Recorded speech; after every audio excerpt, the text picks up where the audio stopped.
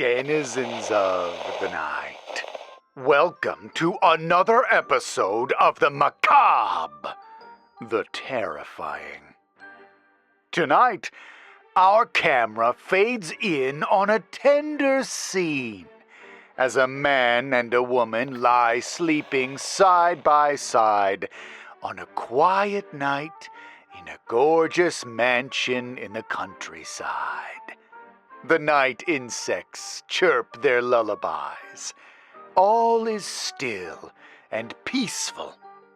But as the man begins to stir, an uncomfortable darkness moves over the room. The insects are driven into discordance. The picture of peace is transfigured to nightmare by the press of cold flesh.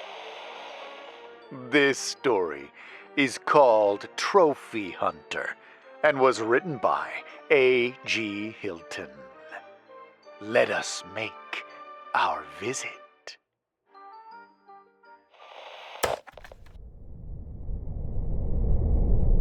His eyes blinked, bringing a blurred image of movement into focus above him. The ceiling fan turned, the lamplight casting the blades into long shadows that slipped around the master bedroom like a ghostly merry-go-round. For a moment, his thoughts drifted in an unfocused haze. He wondered where he was. Then, it all came rushing back. Smile creeping onto his lips, he rolled on his side and glimpsed the pale beauty sharing his bed. Her back faced him, dark hair laying across it suggestively. He ran a finger down the curve of her spine, touched the subtle dimples in her lower back, returned it to the back of her neck and the curious tattoo there, a 5-pointed star covered with intricate symbols and an eye at its center. What a wonder. Minutes passed as he lay there looking at that pale back, thinking of the night prior. Finding his excitement rising again, he reached forward and took her by the shoulder. "Wakey, wakey," he cooed. She rolled at his touch, and he gazed at her slack face. Eyes glassy with utter emptiness, lids drooping. Angry purple bruises ringed her throat, a leather belt close at hand. He sighed. Always over so soon. "Was it good for you?" he asked the corpse. "Me? I thought it was great." He chuckled to himself, and an arc of pain slashed through his jaw as he smiled.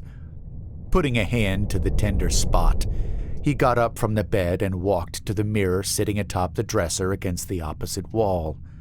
A purple bruise colored his jaw and right cheek. Scabs of 3 long scratches curved down his throat. That little bitch. More of the evening came rushing back to him. This one had been a real fighter. Not nearly enough drugs, he supposed. Rookie mistake. And done by the son of a pharmaceutical tycoon, no less. He could practically hear the old bastard chiding him for it. No matter. A good fight broke the monotony of things, and that was worth the price of admission. He turned back to the mirror and took in those green eyes above a strong jawline, smooth skin. He cracked a smile at himself. No wonder he could get them so easily, he thought. The stupid sluts. But this little bitch had put a scratch on the merchandise. Fun, but sloppy, he told his reflection in disappointment. Can't be doing that, or the fun could end real quick. The bruise and the scarring would raise questions, but these things presented only minor annoyances. In many ways, he could afford the odd slip-up. Money and influence allowed one to get away with much, had allowed him to get away with much. But that was no reason to become cavalier with the matter. Allowances could be made for miscalculations here and there, but to become complacent, that was the downfall of those others who also enjoyed such singular pleasures as he delighted in. But then again, many of them simply couldn't help it. They were lowlifes, each one a result of poor breeding, which led to poorly groomed compulsions and inevitably slip-ups. He suffered no such condition. This was purely fun. Speaking of fun, he caressed the top of the dresser, fingers passing over the subtle lines that betrayed a hidden compartment in which he knew there lay a scrapbook.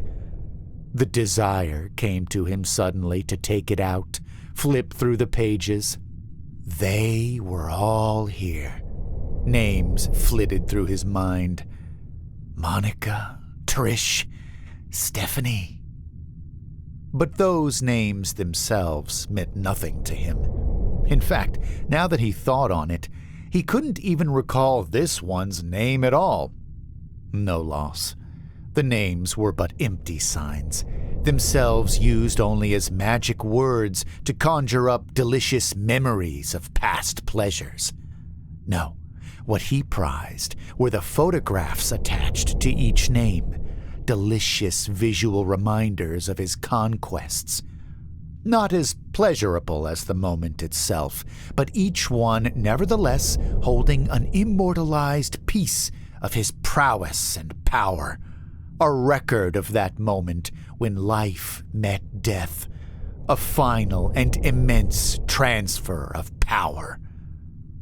There was nothing like it. He turned back to the bed, but his thoughts of getting the vintage-style Polaroid, he loved the instantaneous way it spit the pictures out, dissipated as he looked at her. The way she lay there, he felt a flutter in his lower stomach at the sight, and found himself thinking of having her again. That would be new. Maybe a new way to get his motor revving. He hated the admission, but at long last the pattern of strangulation and resuscitation as they rutted in drugged ecstasy was beginning to bore him. He shook off the arousing thoughts.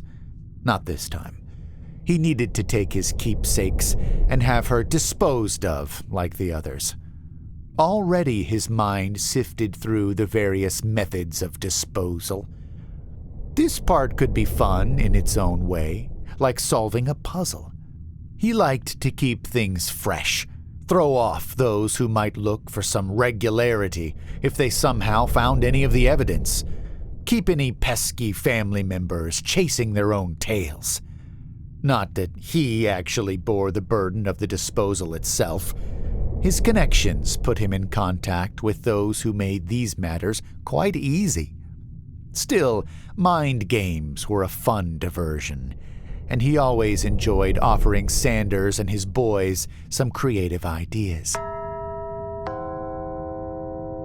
The doorbell dispelled his planning.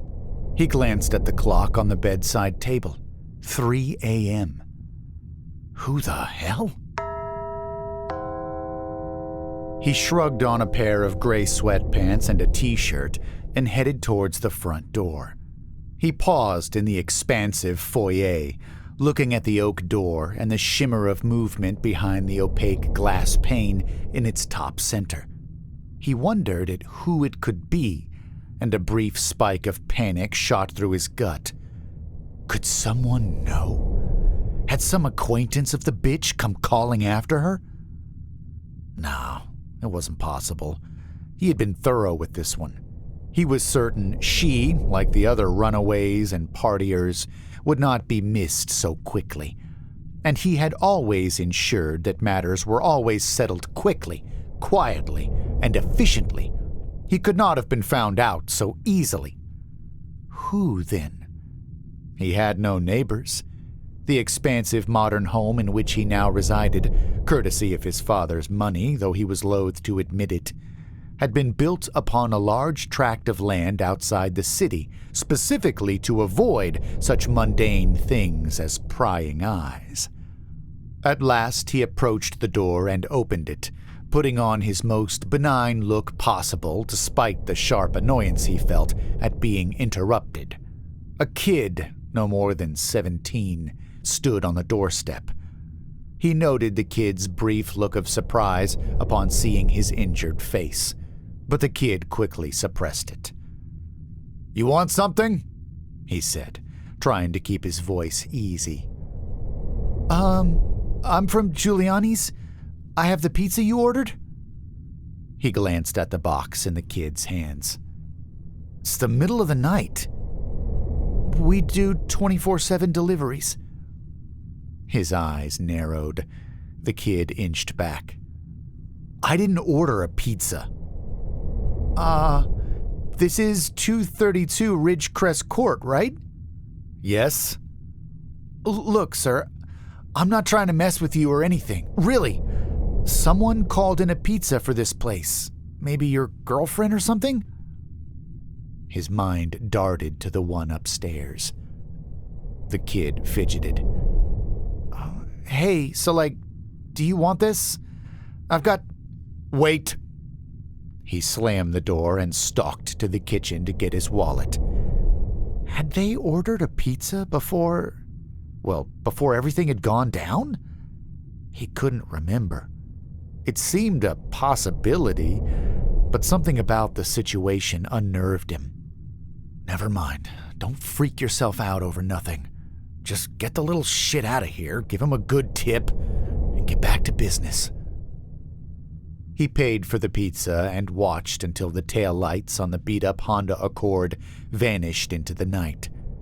Turning back into the house, he slung the box onto the table and peeked at the contents in disgust.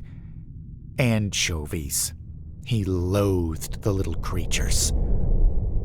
Leaving the pizza on the kitchen table, he stalked back toward the stairs, the suddenness of the interruption within his sacred space still niggling in his mind. He felt an anxiousness to have the body removed, but he still needed his trophies. Mind returning to the work ahead, he rounded the corner and headed towards the master bedroom. His feet froze just outside the door. A subtle imprint of weight pressed into the mattress and sheets remained, but the body no longer lay in its limp slump. Gone. Unthinking, he rushed into the room and cast his eyes about. He threw open the bathroom door and scanned the scene, tore down the shower curtain. Nothing. A panic swelled in him as he swept out of the bedroom.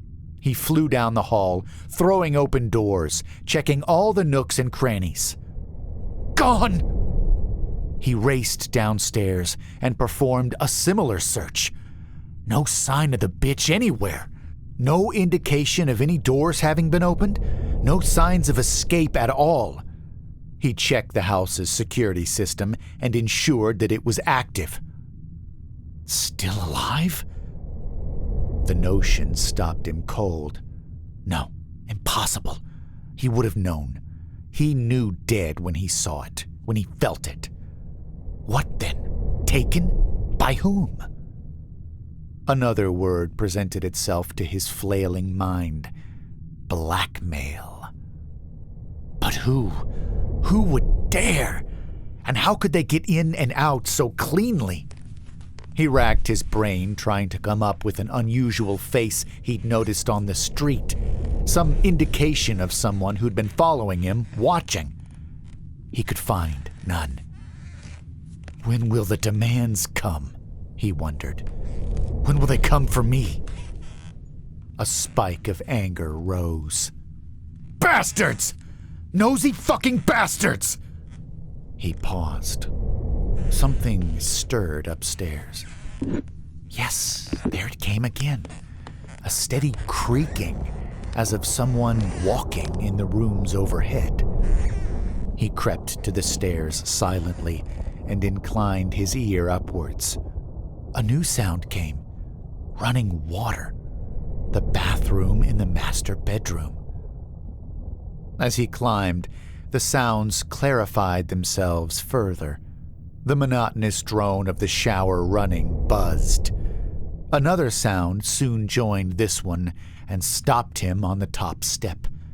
The melodic humming of a female voice came drifting sweetly down the hall. Impossible. But it came nevertheless, a soft singing that he recognized. He entered the bedroom in disbelief, finding the bed still empty. The bathroom door, which he had previously flung open, however, was shut. Soft light and a softer haze of steam drifted from beneath it. He approached, gripped the knob in a white-knuckled hand, and turned slowly. The door opened without a sound. Before him, the room lay awash in the fluorescence from the lights above the sink. Steam hung heavy in the air, fogging the mirror. The shower curtain, which he had pulled down in his panicked search, hung as it had before, and behind it he sensed movement. The voice drifted to him clearly, low and melodic. He sprang forward and ripped back the curtain, but his wild eyes danced about upon empty space. Water splashed him. The shower ran on full blast, full heat, but the singer? Nowhere. He turned off the water and stepped back to lean against the sink. Get a grip on yourself. He tried to think back to his search. Maybe in his hurry he had set the water running? But what of the curtain? He had torn it down. He remembered tearing it down. This was no hallucination. Something had gone horribly wrong. The thought came again. Someone was doing this to him. Some enemy. A pest. He realized suddenly that it could be for more than the money. This could be full-on corporate warfare, a bold attempt by a rival of his father to crush the competition through scandal. His jaw clenched. Mind in damage control mode, he turned to leave, but his eye caught upon something in the mirror which gave him pause. Scrawled on the fogged glass was a picture, a 5-pointed star with an eye at its center. Beneath it, in winding script, he found a message that knotted his guts. We know. Had the message been there when he entered? He thought not, but the thought turned his guts to water. Someone was in the goddamn house. They'd somehow been here in the same room. He felt something unusual budding in him then. Fear. Sanders, he thought. I've got to call Sanders and tell him to get his people up here now. They'll know what to do. He treaded quiet as a thief. He cast his eyes about the bedroom, looking for his phone, his ear inclined to the hallway and to any telltale noises of movement. The nightstand sat empty, as did the dresser. A memory came to him of leaving his phone in the kitchen with his car keys. He looked down the hall. The trek to the kitchen suddenly seemed a long and harrowing journey. The gun! In his rush of panic, he realized that he had forgotten the 9mm hidden in the nightstand and berated himself for his thoughtlessness. Can't afford to be sloppy. Not now. He opened the nightstand's compartment and felt for the plate blocking the hidden space within. For a heart-stopping moment, he thought the pistol had been taken, but his fingers found the cold touch of metal, and he withdrew the gun and its magazine. Loaded weapon in hand, he crept down the hallway. Each doorway he passed now seemed a treacherous hiding place for intruders. Silently, he cursed the ones who would seek to disrupt his pleasures. he would make them pay. As always, Sanders' men would recover the evidence and put the whole thing to rest quite discreetly.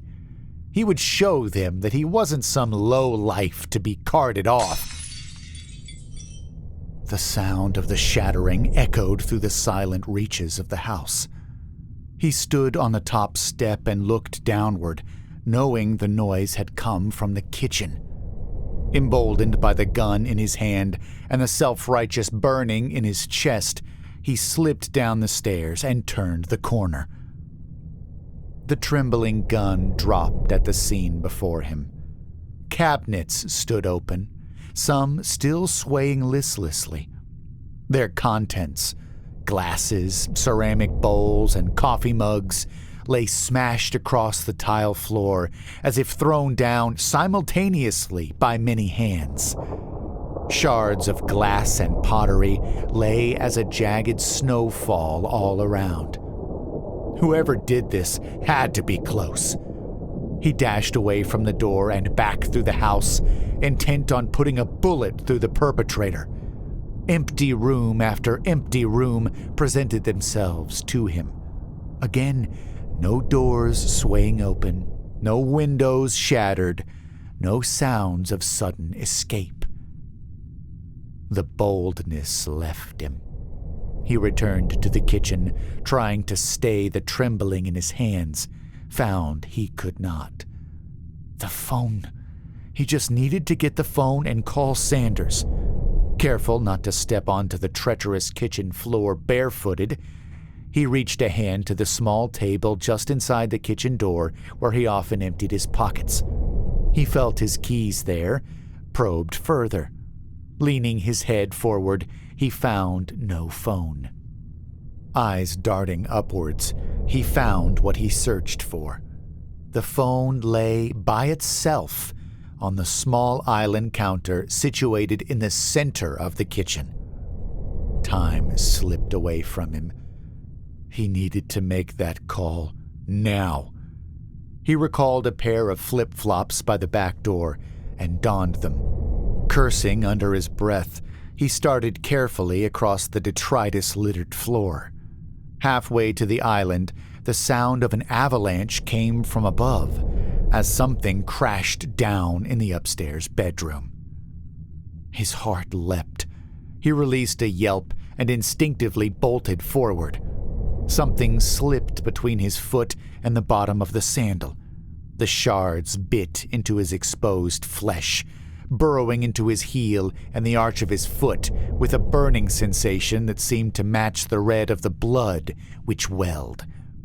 He cursed and climbed onto the island counter, feeling the warm wetness drip.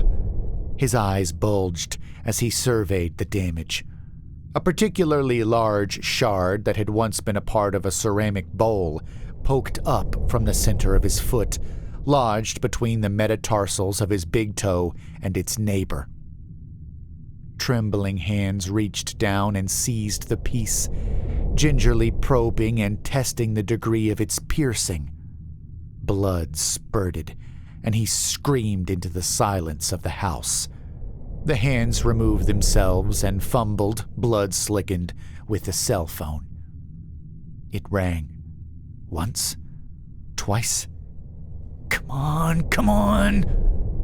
An answer in a cool monotone. Sir? Late, isn't it? I suppose you need... Get your people up here, Sanders! Sir, what's the body, Sanders? I had a body here 1 minute and now it's fucking gone! What? You heard me! Gone! And someone's here! Sir, calm down. Get your guys up here now! It's sabotage! Corporate espionage! They're destroying my property! Sir, relax. I have them on their way. Wait until they arrive. We don't need a bigger mess to clean up than necessary. Just hurry! He hung up and looked to the ceiling from which there came a creaking on the floor above. The bastards were in the bedroom again. He thought of Sanders' command to wait, to limit the mess. But they were upstairs. Had to be. And if so, caught. like the rats they were. Bastards. Low-life bastards. He clenched the gun and looked to his foot. With a quick burst of will, he seized the ceramic shard and pulled it from the wound. A cry escaped him through clenched teeth.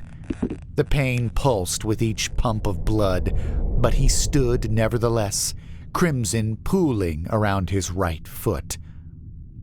His anger mounted once more. Those bastards had done this, interrupted his sacred time, his sacred space. They had trashed his kitchen, and they thought they could terrorize him. His face felt strained at the mad grin that crawled across its features. He stood and hobbled towards the door. As he passed the kitchen table, the pizza box jumped with movement. He spun with his finger on the trigger, the pressure there on the verge of sending a bullet through the box. He watched the cardboard shift on the table and buck. What the hell? He flung the lid open and gaped. The anchovies flopped atop the cheese. Small mouths gasped in the dry air. Black, unblinking eyes stared upwards at him. He stumbled away from the box. Laughter drifted from the stairwell. Drugs! His paranoid mind screamed. It all clicked. Yes. Somehow they drugged him and slowed his reactions, given him hallucinations. Maybe he'd ingested some of what he'd given the bitch on accident. Either way, the bastards really thought they could terrorize him in this state. They thought they could toy with him. He continued to the stairs at a limp, leaving lopsided, bloody prints as he went. As he climbed the stairs, he could hear them clearly. Several voices coming from the master bedroom, the sounds of destruction. The bedroom door was closed, but he could see the shifting shadows through the crack at its base. Yes, they, whoever they were, had no escape. Not this time. Sanders be damned. He would end it himself. They had underestimated him, and they would be punished. He steeled himself, tapped into that place, the secret and thrilling place he visited when with his special company, the one which governed life and death, the place of pleasure and pain and tender violence. The door flew open.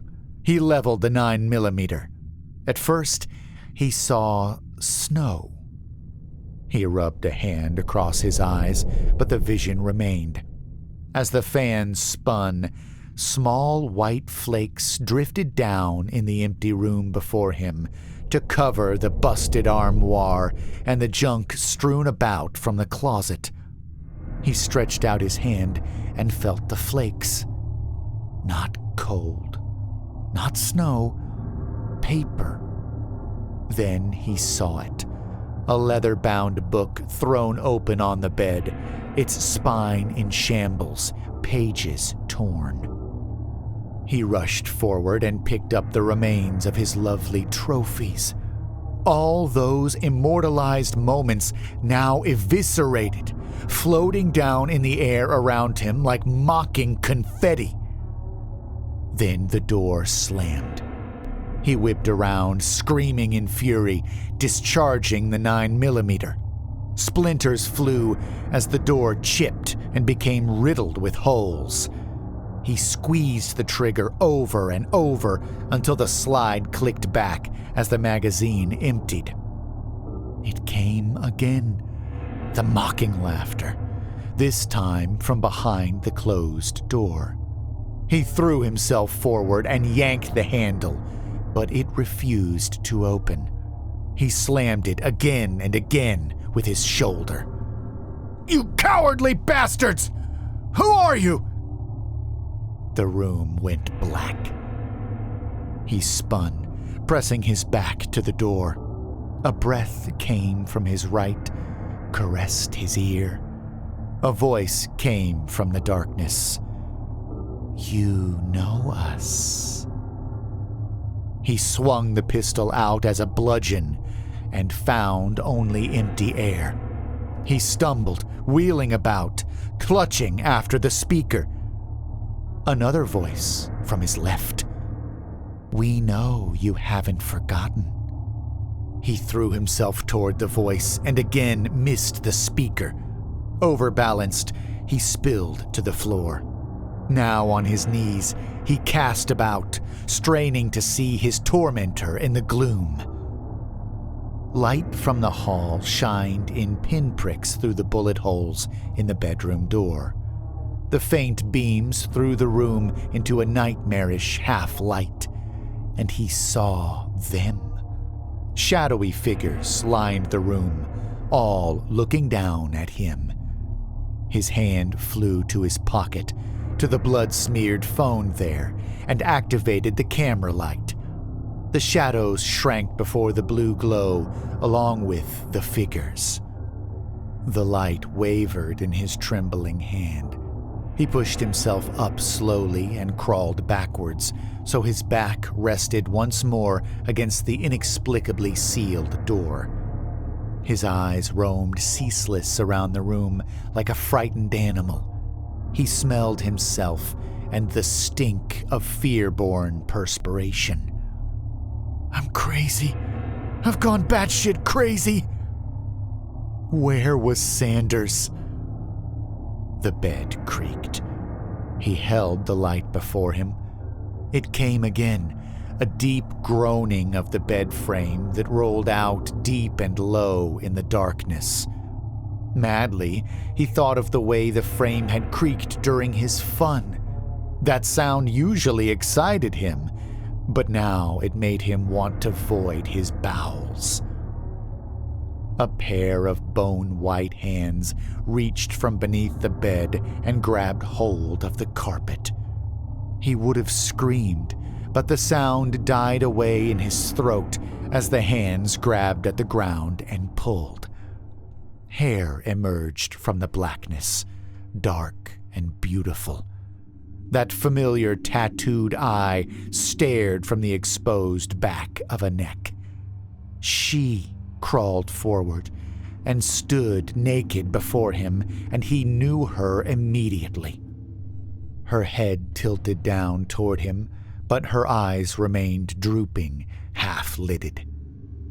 "You," he whispered. "How could you?" "We," she said, but the voice was not that soft melody he remembered. It came to his ears deep and dynamic, not a voice, but many voices bound into one. Without warning, she came at him, arms outstretched, head lolling. Her hands came at his throat as ripping claws. He batted them away, but they tore at his face. White pain seared his right eye, and the room went out of focus. He seized her and threw her back onto the bed. Blood dripped down his face. His right eye cried crimson. He turned his left towards the bed and saw her rise with a boneless fluidity. "We," she repeated. "We know, and we remember." The voice that was many surged around him, animating the dark corners of the bedroom with mirthless laughter. They came from all sides, more and more voices, each accusing. And then they became more than sound. Shadows flicked at the edges of his vision. The room swarmed with movement. They touched him. Cold hands reached out and clutched at him from the swirling dark. He felt each one, each unique touch, and he knew them. Names danced through his mind. Monica, Trish, Stephanie.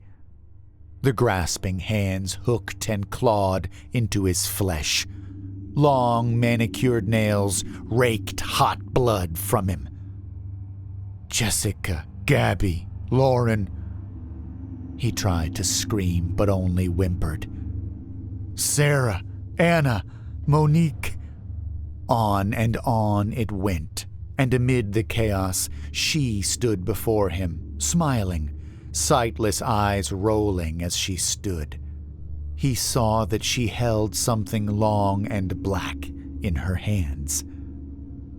Then the shadow hands bore him to the carpeted floor. He struggled, but was helpless against the surging force that had seized him. As his face pressed down into the carpet, he saw her petite, pale feet approach.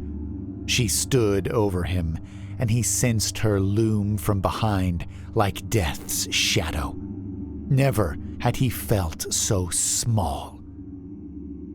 Then came a bite, like a blade or claws, in the flesh of his neck, tracing his throat there in bloody gashes.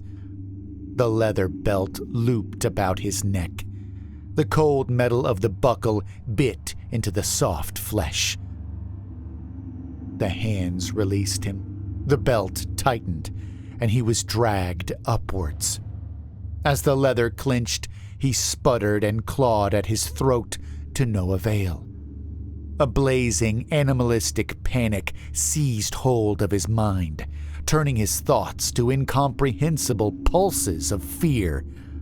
His legs kicked wildly, searching in desperation for the bed, but finding only empty air. From wild eyes, he saw her standing before him, smiling benignly, with blood dripping from her nails. And she no longer stood alone. The others were there, no longer insubstantial shadow, but real and whole as he recalled. Each one a photograph come to life. Then she turned to go, flashing for a moment that mysterious symbol. The scene began to fade.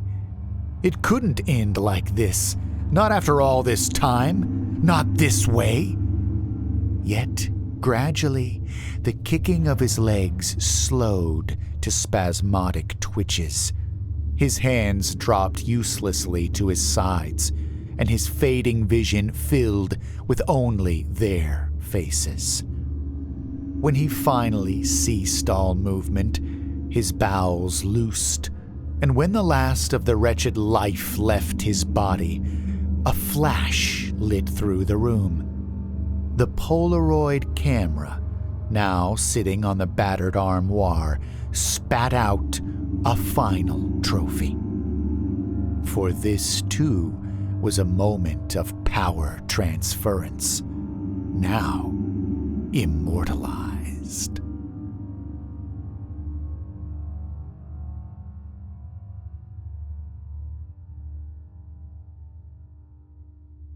Ha ha! Now that's what I call the perfect picture of justice. Oh boy, do I love a good haunting. There is nothing like the eeriness of every plate and cup thrown from kitchen cabinets at once. Like writing on a foggy bathroom mirror from an unseen hand, or a shadow moving across the light from under a door, but no one is in the room. It's delicious summertime creepiness. Ha ha! We'll put a chill in those balmy nights yet. If you enjoyed this story, please check out more from this author in the playlist appearing on your screen shortly. Please also leave a like on this video and subscribe to hear more stories like this one. Whatever you do, expect to get back what you dish out. And don't fall asleep.